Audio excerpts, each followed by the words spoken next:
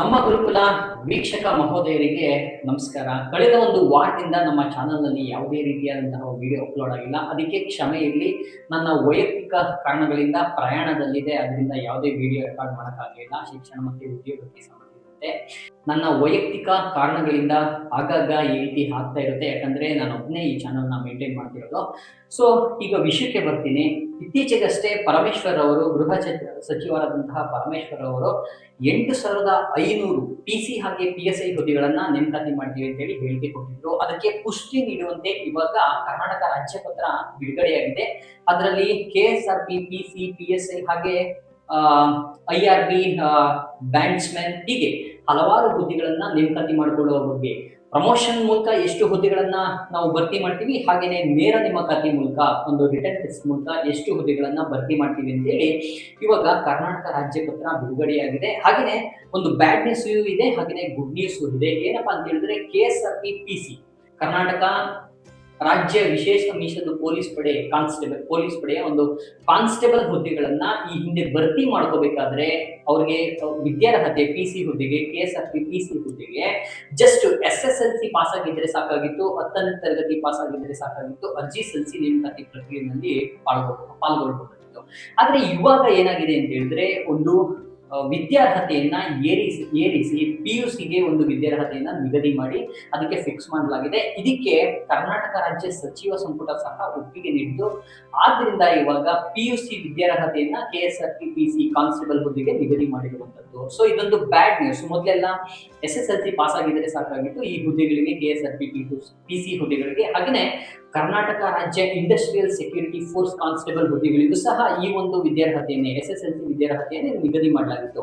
ಇವಾಗ ಇನ್ಮುಂದೆ ನೀವು KSRP PC ಹಾಗೇನೆ ಇಂಡಸ್ಟ್ರಿಯಲ್ ಸೆಕ್ಯೂರಿಟಿ ಫೋರ್ಸ್ ನ PC ಹುದ್ದೆಗಳಿಗೂ ಸಹ ಅರ್ಜಿ ಸಲ್ಲಿಸಬೇಕು ಅಂದ್ರೆ ಇನ್ಮುಂದೆ ನೀವು PUC ಪಾಸ್ ಆದವರು ಮಾತ್ರ, ರಾಜ್ಯದ ವಿದ್ಯಾರ್ಥಿಗಳು PUC ಪಾಸ್ ಆಗಿದ್ರೆ ಅಥವಾ ತತ್ಸಮಾನ ವಿದ್ಯಾರ್ಹತೆಯನ್ನ ಪಾಸ್ ಆಗಿದ್ರೆ ಅರ್ಜಿನ ಸಲ್ಲಿಸಲಿಕ್ಕೆ ಅವಕಾಶವನ್ನ ನೀಡಲಾಗಿದೆ.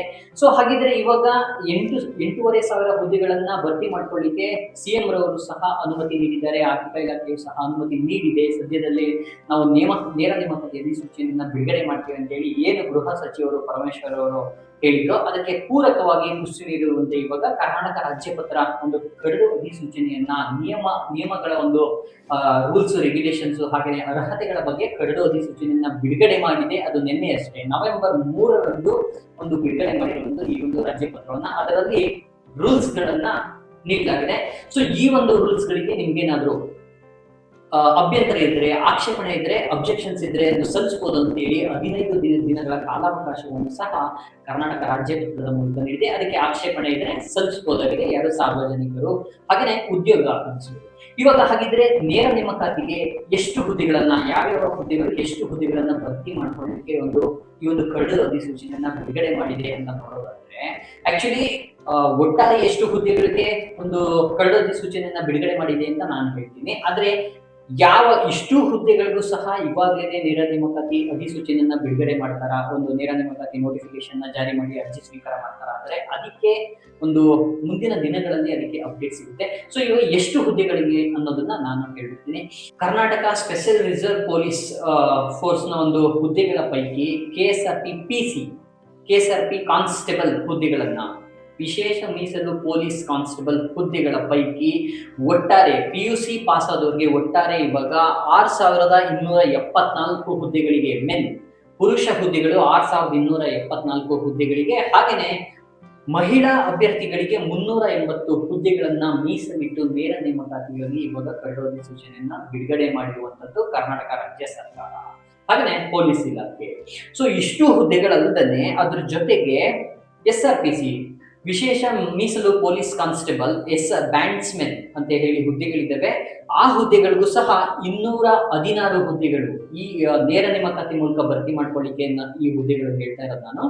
ನೇರ ನೇಮಕಾತಿ ಮಾಡ್ಕೊಳ್ಳಿಕ್ಕೆ ಈ ಹುದ್ದೆಗಳಿಗೆ ಇವಾಗ ನಿಯಮಾವಳಿಗಳನ್ನ, ರೂಲ್ಸ್ ಗಳನ್ನ ಬಿಡುಗಡೆ ಮಾಡಿರುವಂತದ್ದು ಕರಡು ರಾಜ್ಯ ಪತ್ರದ ಒಂದು ಕರಡು ಅಧಿಸೂಚನೆ. ಸೊ 216 ಒಟ್ಟಾರೆ 624 ಪುರುಷ ಹುದ್ದೆಗಳು, 380 ಮಹಿಳಾ ಹುದ್ದೆಗಳು, SRPC ಕಾನ್ಸ್ಟೇಬಲ್ ಹುದ್ದೆಗಳು ಸೇರಿ ಒಟ್ಟಾರೆ 6,870 ಒಟ್ಟು ಹುದ್ದೆಗಳಿಗೆ ನೇರ ನೇಮಕಾತಿ ಮಾಡ್ಕೊಳ್ಳಿಕ್ಕೆ ಇವಾಗ ರಾಜ್ಯ ಪತ್ರದಲ್ಲಿ ಕರಡು ಅಧಿಸೂಚನೆಯನ್ನ ಬಿಡುಗಡೆ ಮಾಡಿರುವಂತದ್ದು ಆಗಿರುವಂತದ್ದು. ಸೊ ಇಲ್ಲಿ PUC ವಿದ್ಯಾರ್ಹತೆ ಉಳ್ಳವರಿಗೆ ಮಾತ್ರ ಈ ಒಂದು ಹುದ್ದೆಗಳು. ಮೊದಲು SSLC ಇತ್ತು, ಇವಾಗ PUC ವಿದ್ಯಾರ್ಹತೆ ಉಳ್ಳವರು ಅರ್ಜಿನ ಸಲ್ಲಿಸಬಹುದು ಈ ಒಂದು ಹುದ್ದೆಗಳಿಗೆ. ಸೊ ಅದರಲ್ಲಿ ಈ ಹುದ್ದೆಗಳಿಗೆ SRPC ಕಾನ್ಸ್ಟೇಬಲ್ ಹುದ್ದೆಗಳಿಗೆ ವೇತನ ಶ್ರೇಣಿ ಎಷ್ಟಿರುತ್ತೆ ಅಂತ ಹೇಳೋದಾದ್ರೆ ನಿಮಗೆ ಬೇಸಿಕ್ ಪೇನೆ 37,500 ಇರುತ್ತೆ. ಸೊ ವೇತನ ಶ್ರೇಣಿ 76,100ರವರೆಗೆ ನಿಮಗೆ ಇರುತ್ತೆ.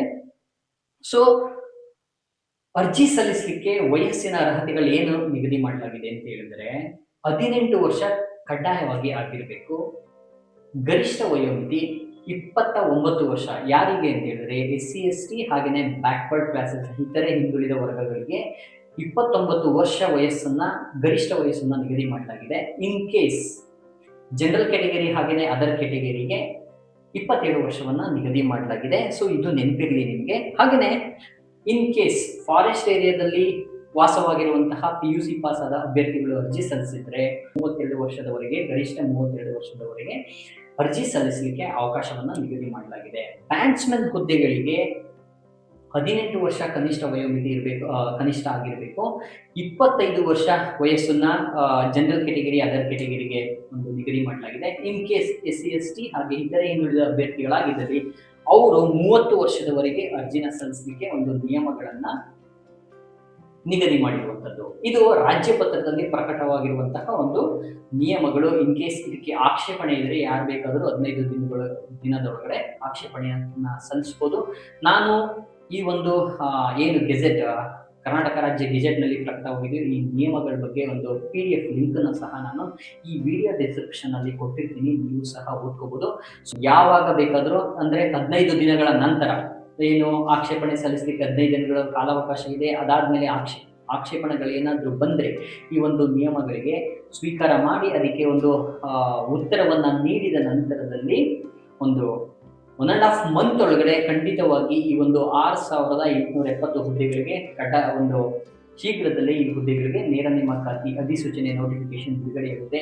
ಯಾರು PUC ಪಾಸ್ ಆಗಿದ್ದೀರೋ ಹಾಗೇನೆ ನಾನು 18 ವರ್ಷ ಆಗಿದೆಯೋ ಅವರು, ಹಾಗೇನೆ ಯಾರೆಲ್ಲ ಸರ್ಕಾರಿ ಹುದ್ದೆ ಸೇರಬೇಕು ಅಂತ ಅನ್ಕೊಂಡಿದ್ದೀರೋ ಅವರು ಈ ಹುದ್ದೆಗಳಿಗೆ ಬೇಕಾದ ಸಿದ್ಧತೆಯನ್ನು ನಡೆಸ್ಕೊಳ್ಳಿ. ಯಾಕಂದ್ರೆ ಈ ಹುದ್ದೆಗಳಿಗೆ ನೇಮಕ ಪ್ರಕ್ರಿಯೆ ಹೇಗಿರುತ್ತೆ ಅಂತ ಹೇಳಿದ್ರೆ ಮೊದಲಿಗೆ ರಿಟರ್ನ್ ಟೆಸ್ಟ್ ಇರುತ್ತೆ, ನಂತರದಲ್ಲಿ ಫಿಸಿಕಲ್ ಸ್ಟ್ಯಾಂಡರ್ಡ್ ಟೆಸ್ಟ್, ಹಾಗೆಯೇ ಫಿಸಿಕಲ್ ಎಂಜಿನಿಯರಿಂಗ್ ಟೆಸ್ಟ್, ಹಾಗೆಯೇ ನೆಕ್ಸ್ಟ್ ಅನಂತರದಲ್ಲಿ ಮೆಡಿಕಲ್ ಟೆಸ್ಟ್, ದೈಹಿಕ ಸಾಮರ್ಥ್ಯ ಪರೀಕ್ಷೆ, ದೈಹಿಕ ಸಹಿಷ್ಣುತಾ ಪರೀಕ್ಷೆ, ಹಾಗೆಯೇ ವೈದ್ಯಕೀಯ ಪರೀಕ್ಷೆ. ರಿಟರ್ನ್ ಟೆಸ್ಟ್ ಆದ್ಮೇಲೆ ಇರುವಂಥದ್ದು ಇಷ್ಟು ಟೆಸ್ಟ್ಗಳಿರುತ್ತೆ. ಈ ಟೆಸ್ಟ್ಗಳಲ್ಲಿ ಪಾಸ್ ಆದವರಿಗೆ ಒಂದು ನೇಮಕಾತಿ ಪ್ರಕ್ರಿಯೆಯಾಗಿ ಅಂತಿಮ ಹಂತವಾಗಿ ಡಾಕ್ಯುಮೆಂಟ್ ವೆರಿಫಿಕೇಶನ್ ಮಾಡಿ ಆಮೇಲೆ ನೇಮಕಾತಿ ಆದೇಶ ಪತ್ರವನ್ನು ನೀಡುವಂಥದ್ದು. ಇಷ್ಟು ನೆನಪಿರಲಿ. ಯಾರು ಸರ್ಕಾರಿ ಉದ್ಯೋಗ ಆಕಾಂಕ್ಷಿಗಳಿದ್ದಾರೋ ಅವ್ರಿಗೆಲ್ಲ ಈ ಒಂದು ವಿಡಿಯೋನ ಶೇರ್ ಮಾಡಿ, ಹಾಗೆಯೇ ನಿಮ್ಮ ಅಭಿಪ್ರಾಯಗಳು ಅನಿಸಿಕೆಗಳನ್ನು ಈ ವಿಡಿಯೋ ಬಗ್ಗೆ ನಾನು ನೀಡ್ತಿರುವಂತಹ ಶಿಕ್ಷಣ ಮತ್ತು ಉದ್ಯೋಗ ಮಾಹಿತಿಗಳ ಬಗ್ಗೆ ಅನಿಸಿಕೆಗಳು ಅಭಿಪ್ರಾಯಗಳನ್ನು ಕಮೆಂಟ್ ಮಾಡುವ ಮೂಲಕ ತಿಳಿಸಿ. ಹಾಗೆಯೇ ನಿಮಗೆ ಯಾವ ರೀತಿ ವಿಷಯದ ಬಗ್ಗೆ ಅದರಲ್ಲೂ ಉದ್ಯೋಗ ಮತ್ತು ಶಿಕ್ಷಣದ ಬಗ್ಗೆ ಯಾವ ರೀತಿ ವಿಡಿಯೋ ಮಾಡಬೇಕು, ಯಾವ ಒಂದು ಸಂಶಯಗಳಿವೆ ನಿಮಗೆ ಈ ಒಂದು ಕ್ಷೇತ್ರದಲ್ಲಿ, ಆ ಒಂದು ಪ್ರಶ್ನೆಗಳನ್ನು ನೀವು ಕಮೆಂಟ್ ಮಾಡುವ ಮೂಲಕ ತಿಳಿಸಿ. ಖಂಡಿತ ನಾನು ವಿಡಿಯೋ ಮಾಡುವ ಒಂದು ಪ್ರಯತ್ನವನ್ನು ಮಾಡಿ ಅಪ್ಲೋಡ್ ಮಾಡುವ ಒಂದು ಪ್ರಯತ್ನವನ್ನು ಮಾಡ್ತೀನಿ. ಧನ್ಯವಾದಗಳು. ಮುಂದಿನ ವಿಡಿಯೋದಲ್ಲಿ ಮತ್ತೊಂದು ಉದ್ಯೋಗ ಶಿಕ್ಷಣ ಮಾಹಿತಿಯೊಂದಿಗೆ ಭೇಟಿಯಾಗೋಣ ಅಂತ ಹೇಳ್ತಾ ಈ ವಿಡಿಯೋ ಮುಗಿಸ್ತೀನಿ. ಬಾಯ್.